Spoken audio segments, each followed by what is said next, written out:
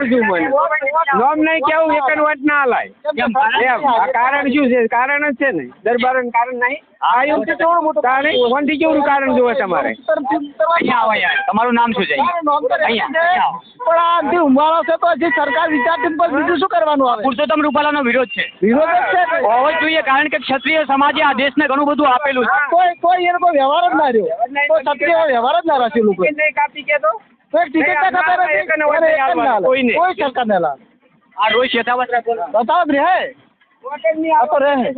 કાયમ માટે રહે રે જૂના માટે કાયમ જ રહેવાનો. જોઈ રહ્યા છો, ભાજપ સાથે જ આ લોકો હતા, પરંતુ અત્યારે ઉપર પણ મોદી સાહેબની પસંદગી કરી રહ્યા છે. પરંતુ માત્ર અત્યારે એક જ વિરોધ છે પુરુષોત્તમ રૂપાલાનો. એ વિરોધ એટલા માટે છે કે આ એ જ ક્ષત્રિય ઠાકોર સમાજ છે, એ જ ક્ષત્રિય જે જાગીરદાર સમાજ છે, એ જ ક્ષત્રિય સમાજો છે કે જેમને લઈને આ દેશને ઘણું બધું આપ્યું છે.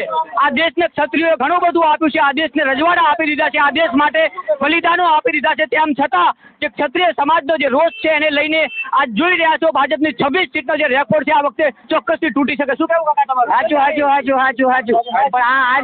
આજો પ્રશ્ન નડકે રૂપાલાનો પ્રશ્ન મોટા ભાગે ભાજપથી વિરોધ નથી.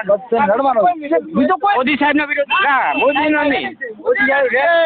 મોદી રેડી છે, એની પદ્ધત શૈલી સારી છે, પણ મોદીનો જે ઉમેદવારી છે બધા ખરાબ જ નીકળ્યા. બધા ઉમેદવારો મોદી સરકાર હાલ તો રૂપાલા ઘણા મોટા ભાગે એક જ.